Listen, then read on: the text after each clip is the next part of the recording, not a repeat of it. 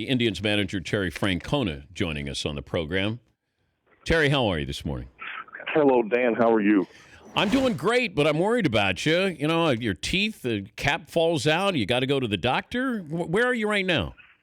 I'm actually standing at the Cleveland Clinic in the lobby. I just got dropped off in a cab, and I'm going for a doctor appointment just to, at the end of the year, they always do the annual check the body parts, see which ones have broken down a little bit too much. So today's my last appointment. Yeah, but the year's not over. Couldn't you have waited 2 weeks? Well, I'll tell you what, they take such good care of me here. And we've had some, when you have a night workout, you might as well come this morning and get some of this stuff out of the way. So when the season is over, then they can figure out which body parts to fix or to get rid of or whatever, replace. Did you lose a tooth or a cap? Oh no, I lost a veneer. Yeah. Which if you've had those, when it comes off, is all that's left is like a stub. So one, it wasn't real good looking, and two, when you have tobacco like rubbing on it for 9 innings, didn't feel that great. And it happened between the anthem and the game, so it was literally 5 minutes before the game. Do you have a dentist on call? No, but it's funny because, I took the veneer to our trainer, and I said, hey, tell the dentist back in Cleveland I'm going to punch him in the face. And so I said, can you find me a dentist tomorrow? And about 4 innings later, he came running out of the dugout, and I said, what'd you find? And he said, well, I wanted to tell you about Trevor. And I said, I don't care right now about Trevor. I said, I want to get my tooth back in. And that night, about 1 o'clock in the morning, a dentist in Toronto met me and fixed my tooth. I was beyond appreciative, and I couldn't believe he did it. It was one of the nicest things anybody's ever done. Now, he was going to update you on Trevor Bauer? What? Yeah, Trevor came out of that game, with the bloody finger and everything. Yeah. And I was like, hey, man, I thought you were coming to tell me about my tooth. I said, we can talk about Trevor later. Did he hide his finger from you before he went to the mound? Wait, did he what? Did he hide his finger, the fact that he was, how bad it was? Were you aware that it was just one stitch away from, gushing all over the mound? Well, yeah, but that's not really exactly the case. None of the stitches gave way. It was actually the medical people, the doctors and trainers did a really good job. I mean, it looked ugly because, my goodness, he cut the heck out of it. Mm-hmm. But what happened was there was a piece of skin down towards the end, and it was kind of dead. And that was the issue. It was almost like a flap, and that flap gave way. The stitches held. So out of a little area, he bled like crazy. I mean, you can imagine, you're throwing and, you're pumping the blood and, his fingers, then he stands there and it's kind of dangling. So it started to bleed, pretty aggressively. I don't think he hit anything from us. Mickey was down in the bullpen, watched him warm up. I mean, it didn't start bleeding until it's kind of started coming out. So hopefully with some more time, a little bit more work done on that, he'll be able to keep it together this time. Did you think you had another Curt Schilling moment here? No, I really didn't. I mean, that's I didn't think about it, to be honest with you, but I mean, it's pretty different. I mean, what Schill did, one, Schill was able to stay out there. Yeah. Which is a big difference. But what Schill did, Schill had no business pitching. I mean, I kind of get irritated when people talk about that and they poo-poo it because I got to see it firsthand. He had no business pitching. And not only did he pitch, but he won. And I guess that shows the amount of confidence I had in him, is that I never doubted that he would figure something out. I didn't know that they would go to those kind of lengths, but that's just how much conviction I had in Schill. He's Terry Francona, the Indians manager. Game 1 of the World Series coming up tomorrow night. How many phone calls do you get for tickets? You know what? I actually started to count because I got a little bit frustrated. I have over 200 requests for tickets, which is disappointing because, the last thing you ever want to do is let somebody down. But at some point, it gets to be a little ridiculous. And like we talked to the team about, taking care of all the detail stuff so the game doesn't sneak up on you. And then I was kind of laughing with them the other day. I said, if you're anything like me, you're getting new friends by the minute. And everybody thinks they're the only person asking you for tickets. I know. And you know what? And like I said, you don't want to let people down. But but my goodness, it gets hard. I mean, Wrigley Field it doesn't exactly seat 100,000 people, and they haven't been there in 71 years. So that's a tough ticket, and it's getting tougher. And you certainly want your family or your kids or whoever to be able to go. So and I don't think people realize you have to buy these tickets like 2 weeks before the playoffs start. And then whatever you bought, you have, and then it's hard getting more. I can't help but, look back, and I saw some great compliments from your current players about your laid-back clubhouse demeanor, but then that was supposed to be part of the reason why you got fired in Boston. Did you think about altering your personality at all after what happened in Boston? Is that even possible? You know what, Dan, that's actually a really good point. I guess the conclusion I came to was, in Boston the last year, I mean, that last month was tough. I mean, we were, 7-23.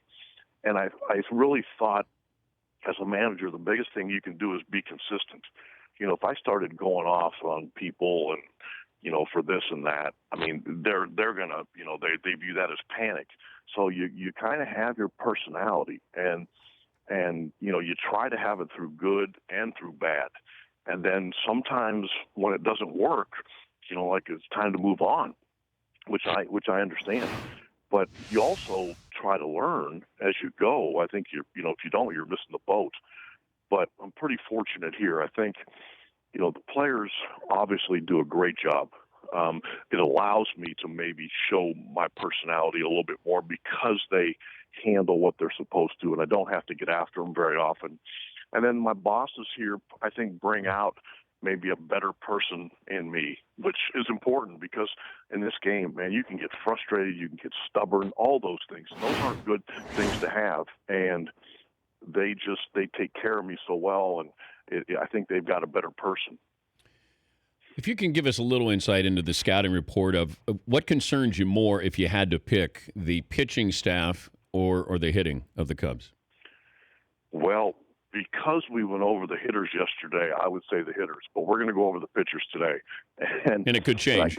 Yeah, well, it will change because when you look at Lester, Arrieta, Hendricks, I mean, they've all given up, I think, 40, 50 less hits than innings, which is incredible. And then you got Lackey following them. Their starting pitching is phenomenal. And, I think it goes unnoticed how well they play defensively. They've signed some really key guys. Like when they signed Ben Zobrist, I don't know how much publicity it got or not, but it's a guy that can move anywhere, and he's so reliable wherever you put him. So, you added a switch-hitting middle-of-the-order bat, but also a guy that catches the ball everywhere. That kind of move complements everybody else. Do you give pregame speeches? No. I've Never? talked to this. No, it's not football. I mean, if they're not ready to go by the time the game starts, we're in trouble.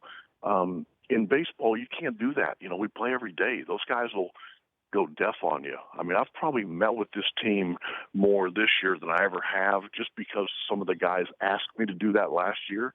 And so I tried to pay attention to it a little bit more this year. And we've met before every series just to spend 5 minutes on, hey, here's what's ahead of us, and here's how we're going to do it. And they've been terrific about it. You talked to Theo Epstein at all? Well, I've texted with him a bunch. I mean, I saw him in spring training. He actually came down during a game, and we kind of talked during an inning.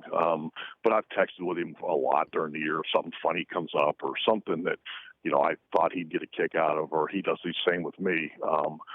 There's usually a funny text waiting. So, I got a congratulations from him the other night, and I sent him one the other day, and I'm sure I'll see him today. I know they got in last night, and they're practicing before us today, so I'll see him today. Have you played this series out in your mind? Never can. As I think last series shows. I mean, you try to be prepared for everything because, you don't know what's going to happen. But I think you also are trying to be prepared for things that can go wrong and then not let that derail the series.